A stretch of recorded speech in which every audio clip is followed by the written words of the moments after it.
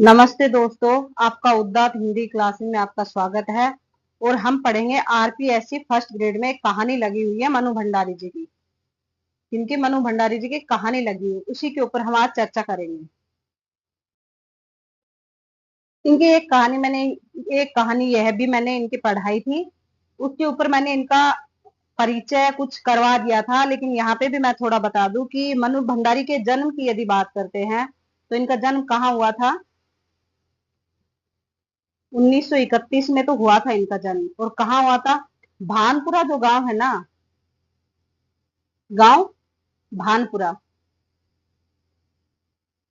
भानपुरा गांव में एमपी में हुआ था।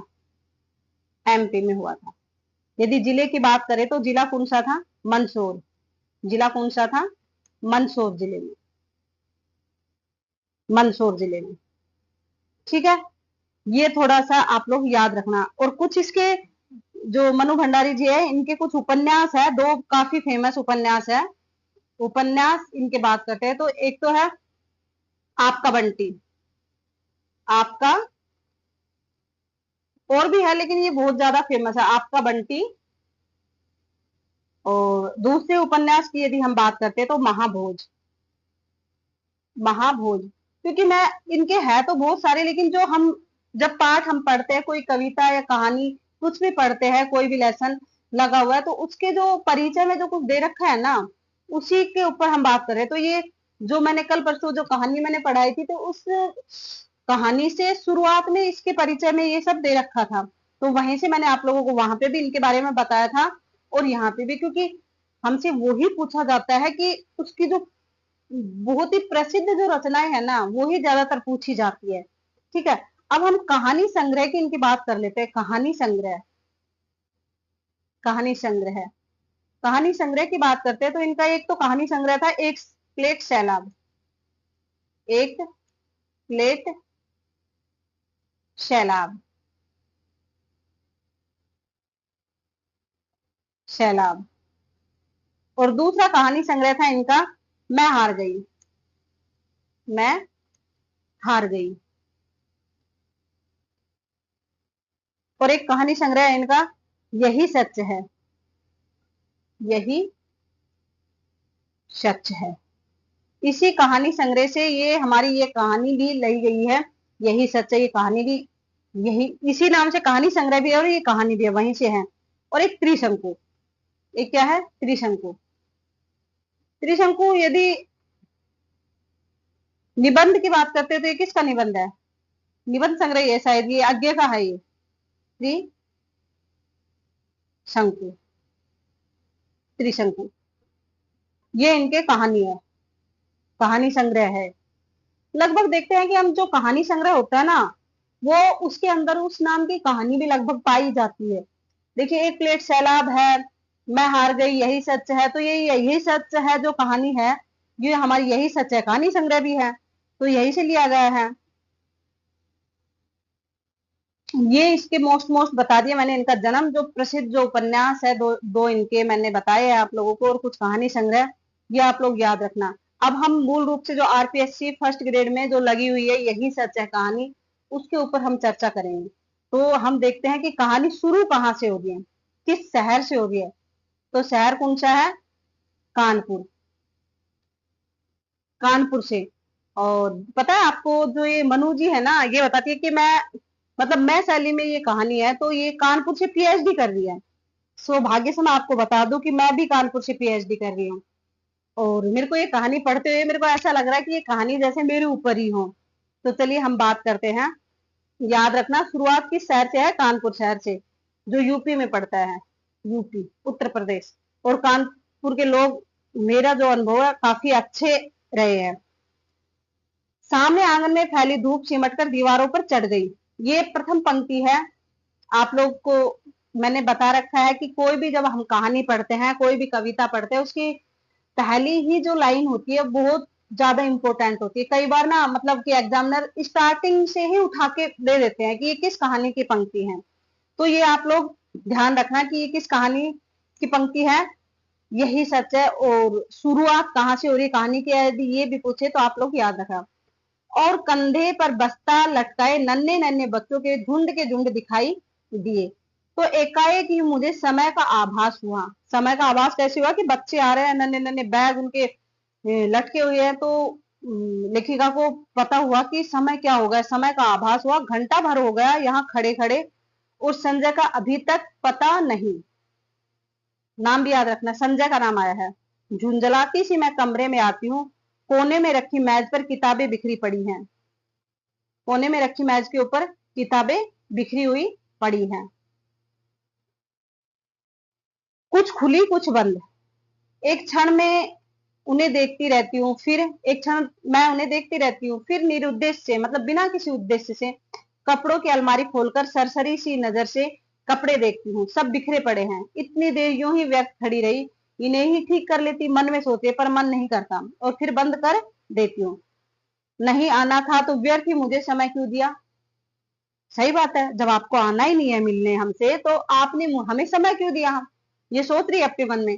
फिर यह कोई आज की ही बात है। हमेशा संजय अपने बताए हुए समय से घंटे 2 घंटे देर करके आता है। याद रखना, ये विशेषता है संजय की। संजय क्या जो समय जो देता है वो हमेशा की उसकी आदत है कि घंटे 2 घंटे लेट ही आता है वो हमेशा, मतलब समय का पाबंद नहीं है। और मैं हूं कि उसी क्षण से प्रतीक्षा करने लगती हूँ। उसके बाद लाख कोशिश करके भी तो किसी काम में अपना मन नहीं लगा पाती। लेखिका कह रही है, वह क्यों नहीं समझता कि मेरा समय बहुत अमूल्य है। कौन नहीं समझता? संजय नहीं समझता कि मेरा समय बहुत अमूल्य है। थीसिस पूरी करने के लिए अब मुझे अपना सारा समय पढ़ाई में ही लगाना चाहिए। थीसिस किसमें? पीएचडी कर दिया ये मैडम, तो थीसिस लिखने के बारे में सोचती है। पर यह बात उसे कैसे समझाऊं। दूसरा अंश शुरू होता है। मेज पर बैठकर मैं फिर पढ़ने का उपक्रम करने लगती हूँ, मतलब प्रयास करने लगती हूँ, पर मन है कि लगता ही नहीं। पर्दे के जरा सी हिलने से दिल की धड़कन बढ़ जाती है और बार बार नजर घड़ी के सरकते हुए कांटों पर दौड़ जाती है। हर समय यही लगता है कि वह आया वह आया।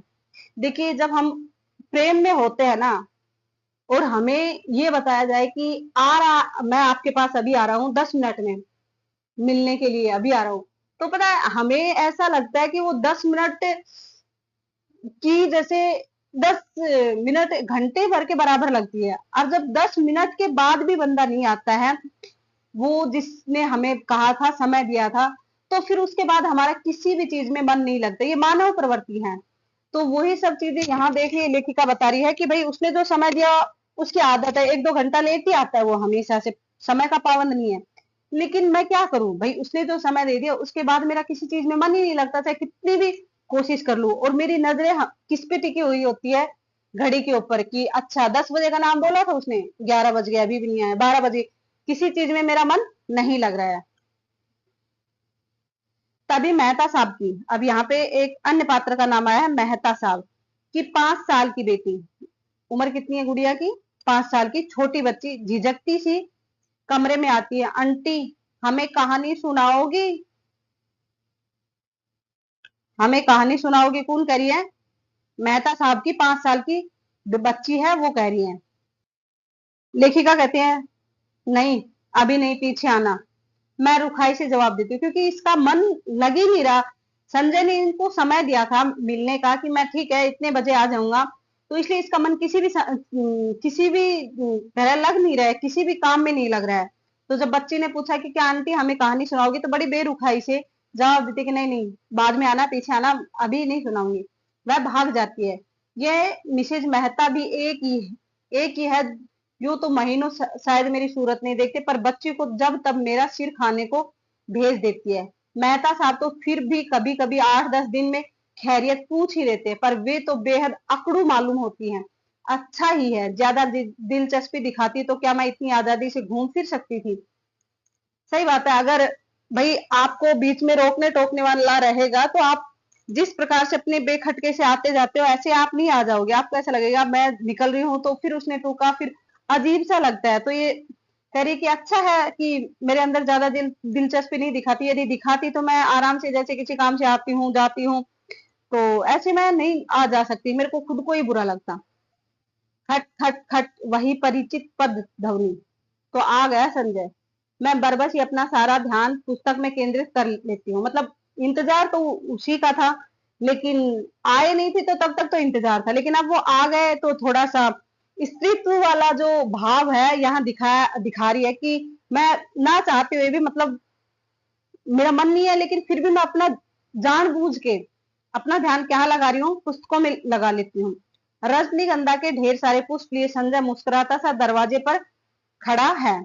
मैं देखती हूँ वह मुस्कुराकर स्वागत नहीं करती, पर मुस्कुराकर स्वागत नहीं करती, मैं देखती हूँ पर मतलब संजय जब खड़ा है तो मैं उसकी तरफ देखती जरूर, लेकिन उसका स्वागत मुस्कुराकर नहीं करती हूँ। अब यहाँ पे याद रखना कि संजय किसके फूल लेके आ रहा है, रजनीगंधा के। किसके फूल लेके आ रहा है, रजनीगंधा के पुष्प लेके आ रहा है।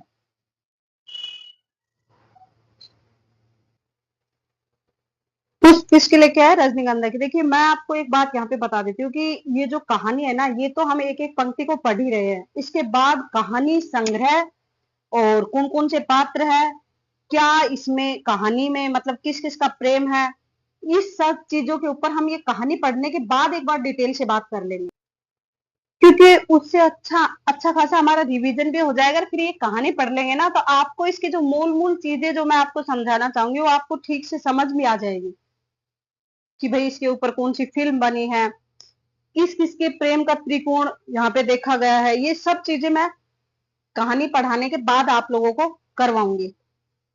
फिर देखते हैं कि फूल किसके लेकर आया, रजनीगंधा के। सारे फूल लिए संजय, ढेर सारे फूल लिए संजय मुस्कुराता सा दरवाजे पर खड़ा है। मैं देखती हूँ पर मुस्कुरा कर स्वागत नहीं करती। हंसता हुआ आगे बढ़ता है और फूलों को मेज पर रखकर पटक कर पीछे से मेरे कंधों, दोनों कंधे दबाता हुआ पूछता है, बहुत नाराज हो। रजनीगंधा की महक से जैसे सारा कमरा महकने लगता है। मुझे क्या करना है नाराज होकर, रुखाई से मैं कहती हूँ।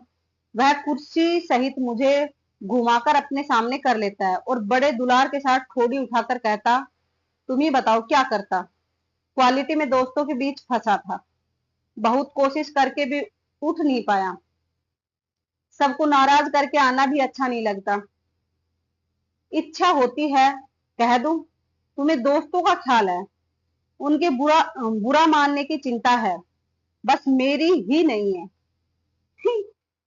यहाँ पे मतलब नाराजगी से कह रही है कि ठीक है, इच्छा होती है कि कुछ कह दूं आपको, और ऐसे कहती कह भी देती है कि तुम्हें सभी का ख्याल है, दोस्तों का ख्याल है, दोस्तों की नाराजगी की चिंता है, सबका है, किसका नहीं है, बस मेरा नहीं है। पर कुछ कह नहीं पाती, एक तक उसके चेहरे की ओर देखती रहती है। मतलब ये सब चीजें वो अपने मन के अंदर सोच रही है लेकिन कहती नहीं है। उसके सांवले चेहरे पर पसीने की बूंदें चमक रही है। कोई और समय होता तो मैंने अपने आंचल से इन्हें पूछ दिया होता, पर आज नहीं। वह मन मन मुस्कुरा रहा है। उसकी आंखें क्षमा याचना कर रही है, पर मैं क्या करूं। कभी वह अपनी आदत के अनुसार कुर्सी के हत्थे पर बैठकर मेरे गाल सहलाने लगता है। मुझे उसकी इसी बात पर गुस्सा आता है, हमेशा इसी तरह करेगा और फिर दुनिया भर का दुलार दिखलाएगा। वह जानता जो है कि उसके इसके आगे मेरा क्रोध टिक नहीं पाता। फिर उठकर वह फूलदान के पुराने फूल फेंक देता है और नए फूल लगाता है। फूल सजाने में वह कितना कुशल है। एक बार मैंने यूं ही कह दिया था कि मुझे रजनीगंधा के फूल बड़े पसंद है। तो लेखिका को किसके फूल पसंद है, रजनीगंधा के फूल पसंद है। तो उसने नियम ही बना लिया कि हर चौथे दिन ढेर सारे सारे फूल लाकर मेरे कमरे में लगा देता है। हर चौथे दिन लेके आता है, पर डे नहीं लेके आता है।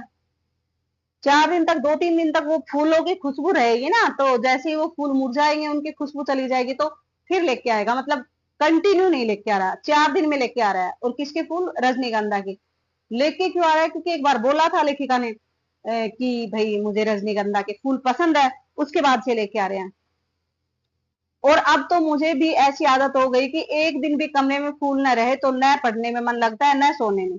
यूं फूल ऐसे संजय की उपस्थिति का आभास देते रहते हैं।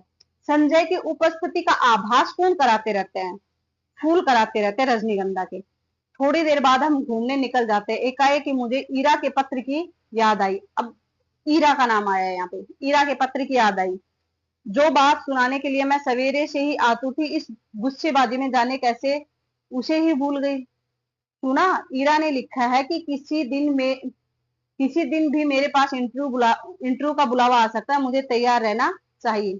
कहाँ, कलकत्ता से? कुछ याद करते हुए संजय पूछता है। और फिर एकाएक ही उछल पड़ता है, यदि तुम्हें वह जॉब मिल जाए तो मजा आ जाए दीपा। अब यहाँ पे नाम आया है, जो लेखिका मैं शैली में जो लिख रही है, तो यहाँ पे नाम आया है, किस क्या नाम है? दीपा। दीपा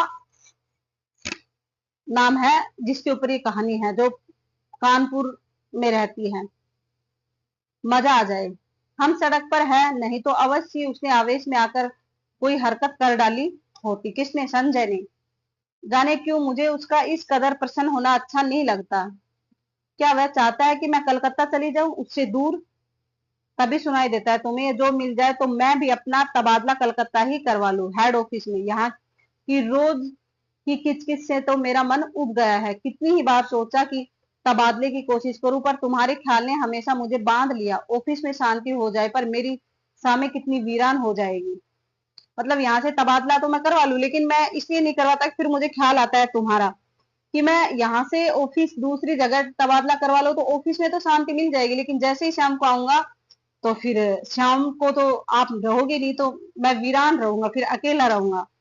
उसके स्वर की आर्द्रता ने मुझे छू लिया। एकाएक ही मुझे लगने लगा कि रात बड़ी सुहानी हो चली है।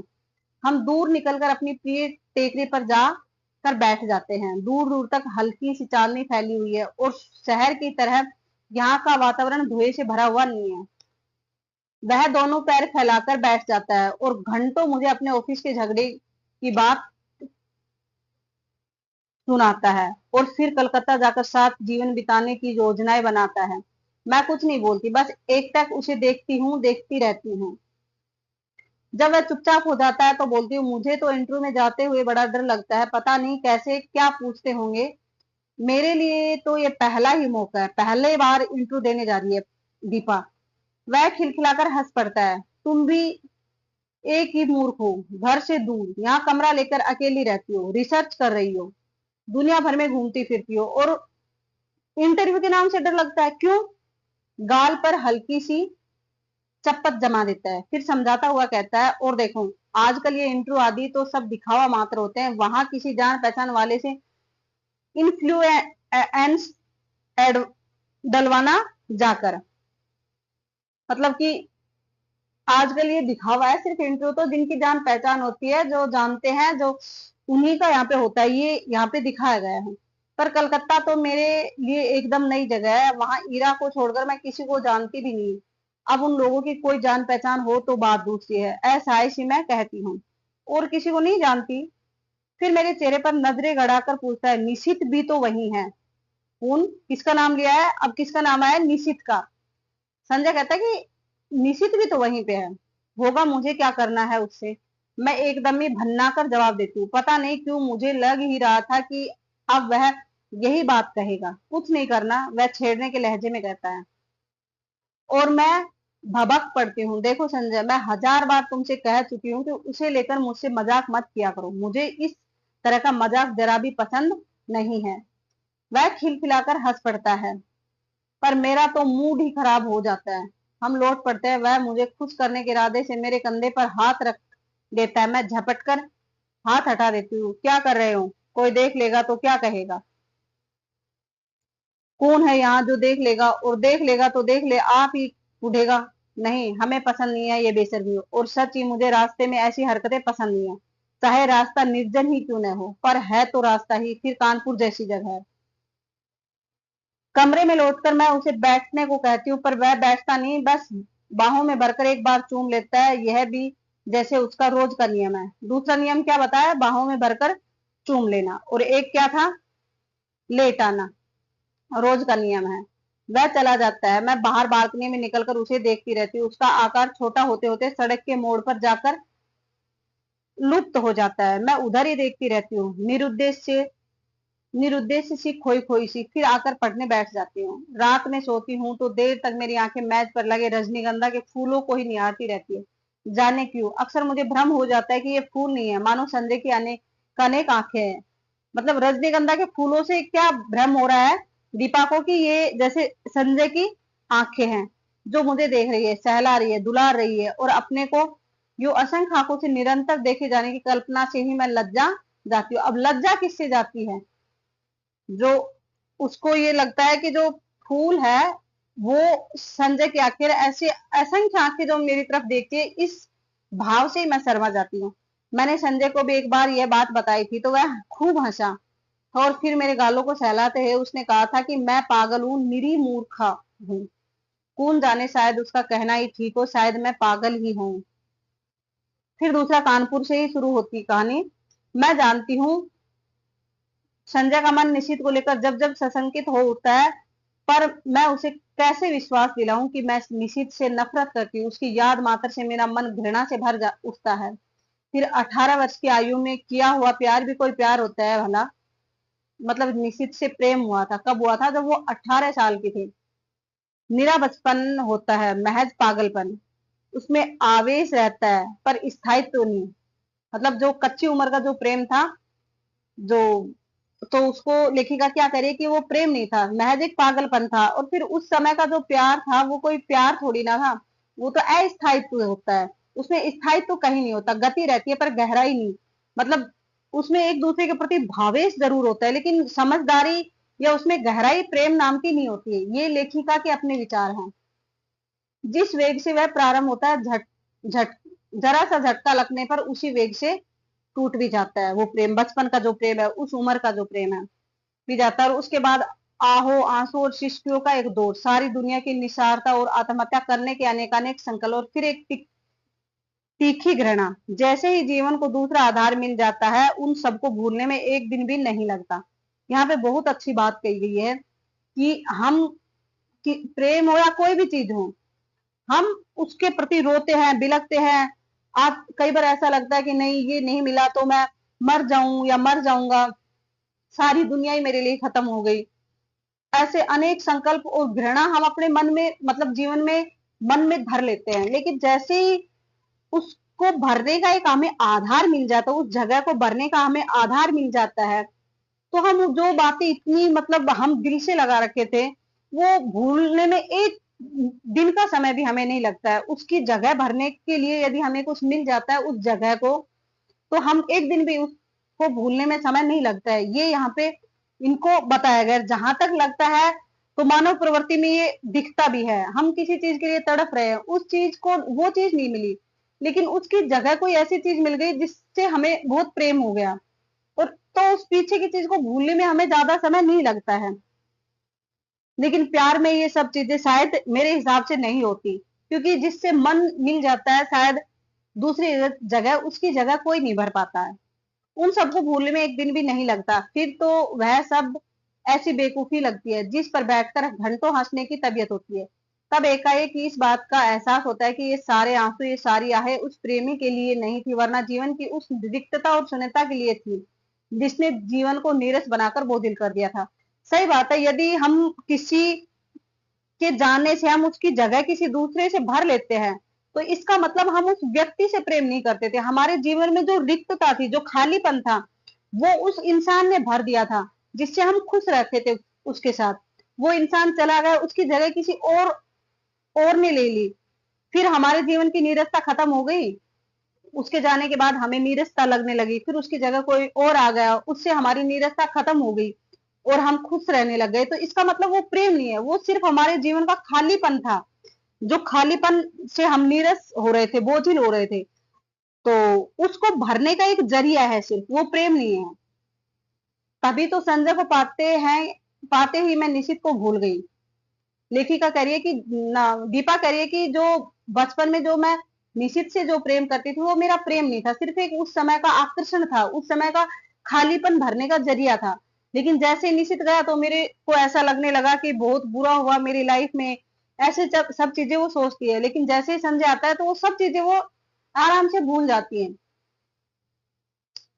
मेरे आंसू हंसी में बदल गए और आहों की जगह किलकारियां गूंजने लगी।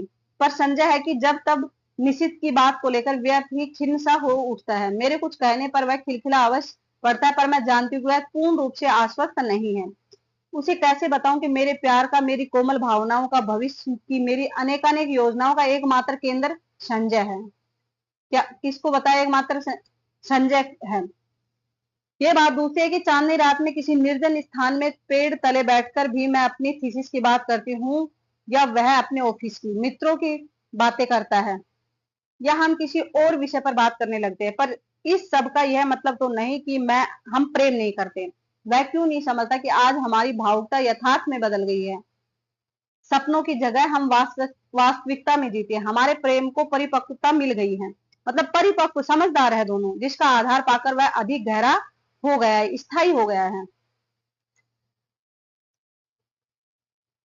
पर संजय को कैसे समझाऊं ये सब? कैसे उसे समझाऊं कि निशित ने मेरा अपमान किया है, ऐसा अपमान जिसकी कचोट से मैं आज भी तिलमिला जाती हूँ। संबंध तोड़ने से पहले एक बार तो उसने मुझे बताया होता कि आखिर मैंने ऐसा कौन सा अपराध कर डाला था जिसके कारण उसने मुझे इतना कठोर दंड दे डाला। सारी दुनिया की भर्त्सना, तिरस्कार, परिहास और दया का विष मुझे पीना पड़ा। विश्वासघाती नीच कहेगा। और संजय सोचता है कि आज भी मेरे मन में उसके लिए कोई कोमल स्थान है।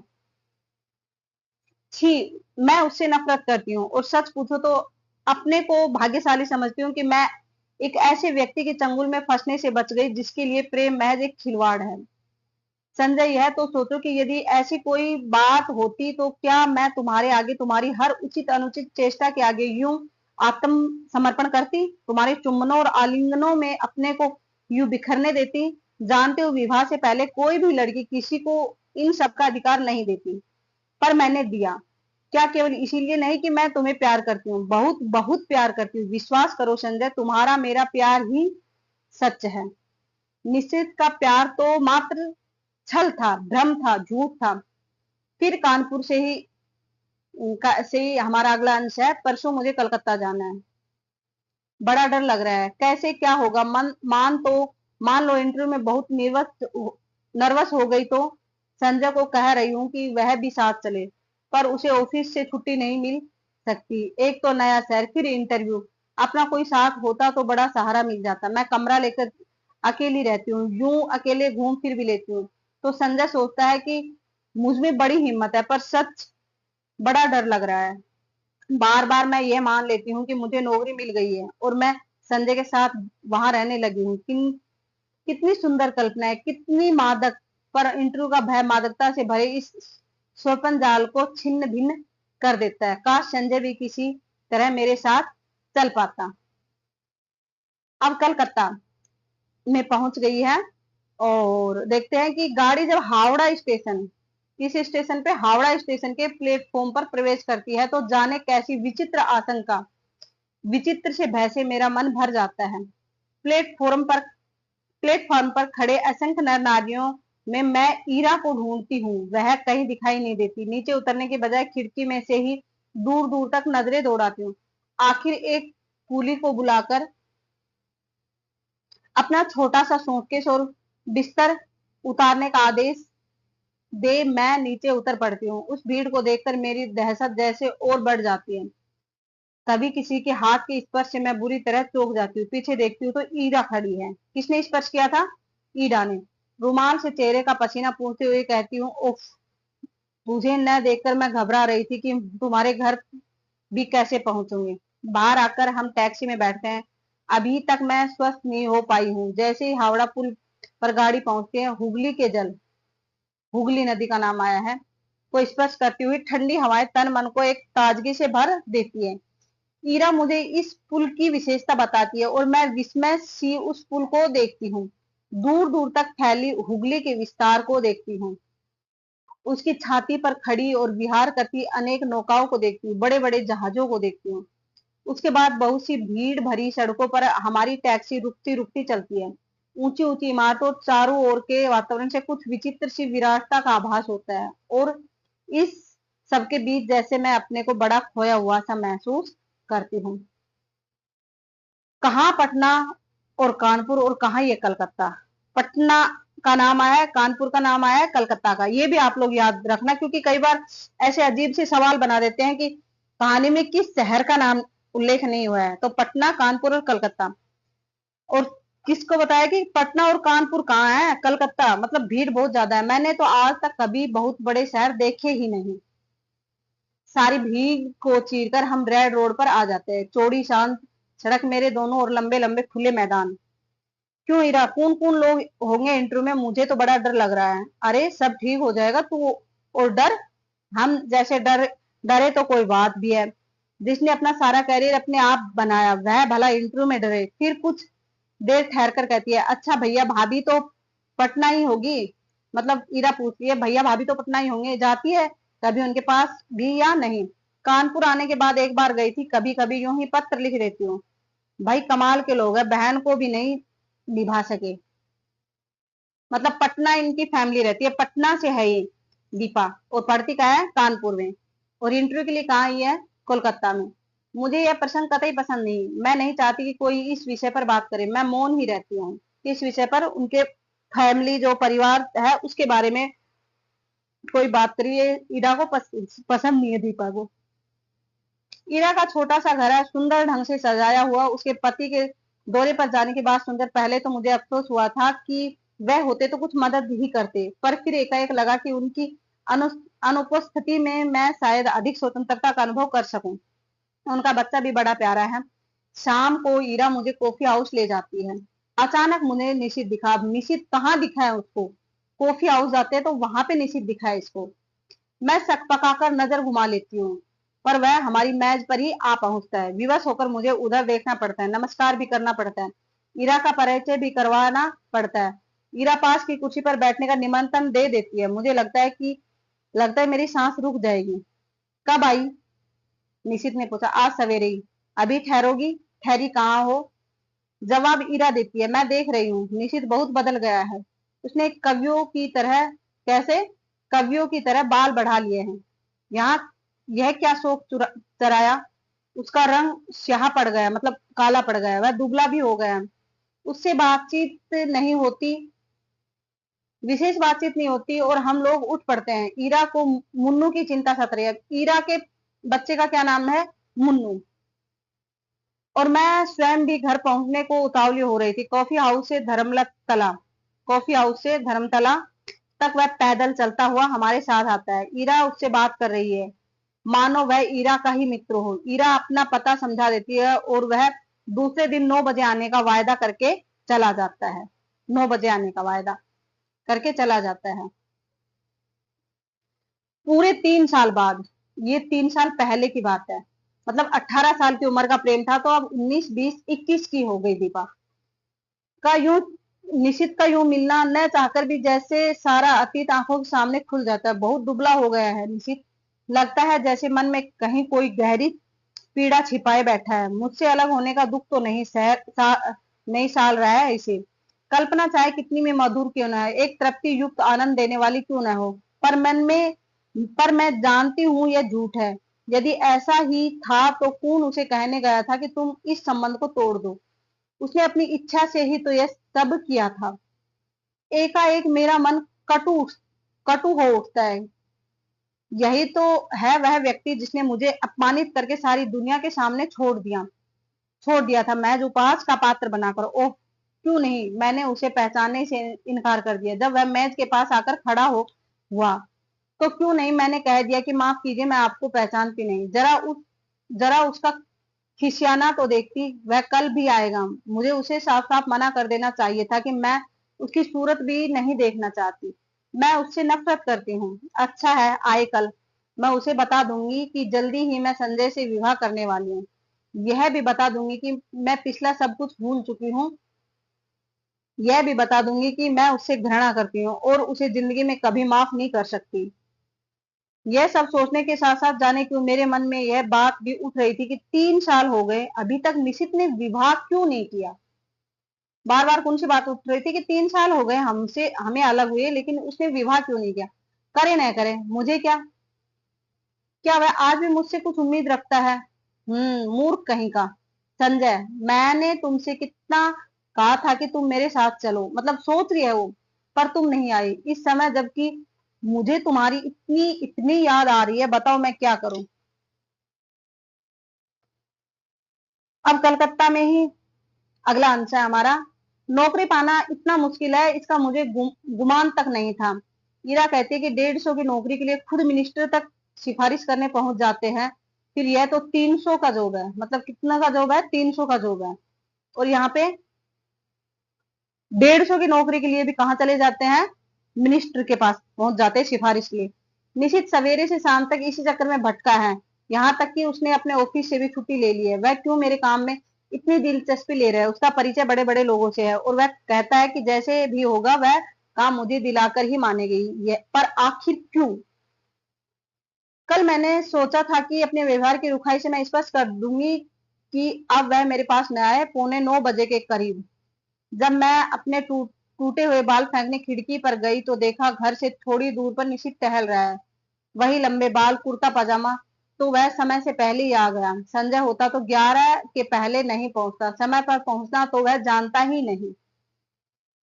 उसे यूं चक्कर काटते देख मेरा मन जाने कैसा हो गया, और जब वह आया तो मैं चाहकर भी कटु नहीं हो सकी। मैंने उसे कलकत्ता आने का मकसद बताया तो लगा कि वह बड़ा प्रसन्न हुआ। वहीं बैठे बैठे फोन करके उसने इस नौकरी के संबंध में सारी जानकारी प्राप्त कर ली। जैसे कैसे क्या करना होगा उसकी योजना भी बना डाली। बैठे बैठे फोन से ऑफिस को सूचना भी दे दी कि आज वह ऑफिस नहीं आएगा। विचित्र स्थिति मेरी हो रही है। विचय आएगा यहाँ पे, विचित्र। उसके इस अपना तो भरे व्यवहार को मैं स्वीकार भी नहीं कर पाती थी, नकार भी नहीं पाती थी। सारा दिन मैं उसके साथ घूमती रही, पर काम की बात के अतिरिक्त उसने एक भी बात नहीं की। मैंने कई बार चाहा कि संजय की बात बता दूं, पर नहीं बता सकी। सोचा कहीं वह सुनकर यह दिलचस्पी लेना कम न कर दे। उसके आज भर के प्रयत्न से ही मुझे काफी उम्मीद हो चली थी यह नौकरी मेरे लिए कितनी आवश्यक है।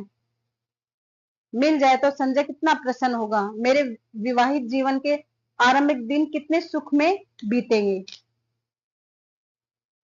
शाम को हम घर लौटते हैं। मैं उसे बैठने को कहती हूँ पर वह बैठता नहीं, बस खड़ा ही रहता है। उसके चौड़े ललाट पर पसीने की बूंदें चमक रही है। एकाएक मुझे लगता है इस समय संजय होता तो मैं अपने आंचल से उसका पसीना पोंछ देती और वह क्या बिना बाहों में भरे, बिना प्यार किए यूं ही चला जाता। अच्छा तो चलता हूँ। यंत्र चालित से मेरे हाथ जुड़ जाते हैं और वह लौट पड़ता है और मैं ठगी सी देखती रहती हूँ। सोते समय मेरी आदत है कि संजय के लिए के लाए हुए फूलों को निहारती रहती हूँ। यहाँ वे फूल नहीं है तो बड़ा सूना सूना लग रहा है।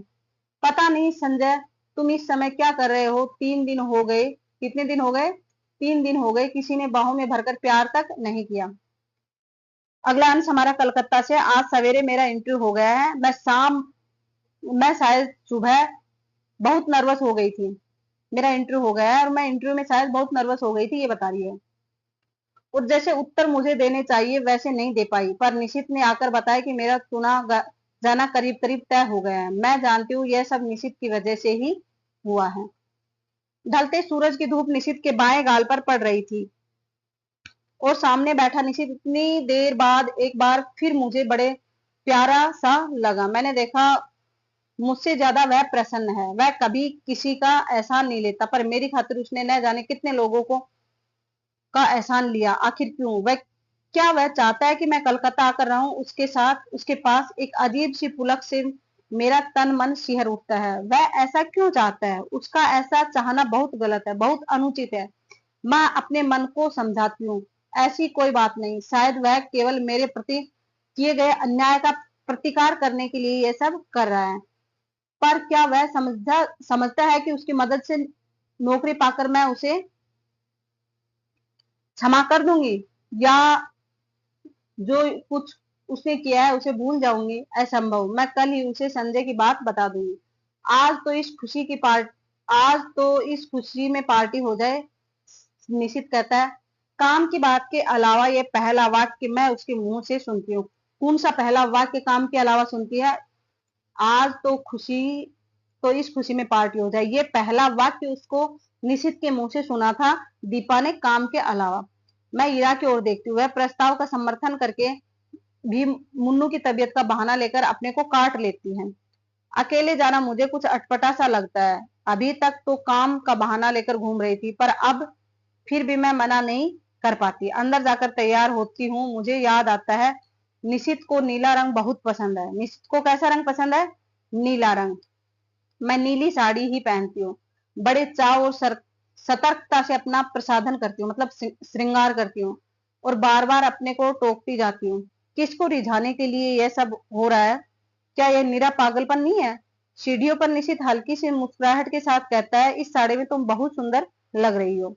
मेरा चेहरा तमतमा जाता है, कनपटियां सुर्ख हो जाती है। मैं चुपचाप इस वाक्य के लिए तैयार नहीं थी।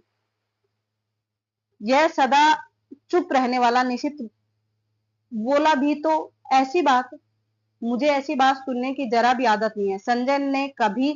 मेरे कपड़ों पर ध्यान संजय न कभी मेरे कपड़ों पर ध्यान देता है, न ऐसी बातें करता है, जबकि उसे पूरा अधिकार है और यह बिना अधिकार ऐसी बातें करे।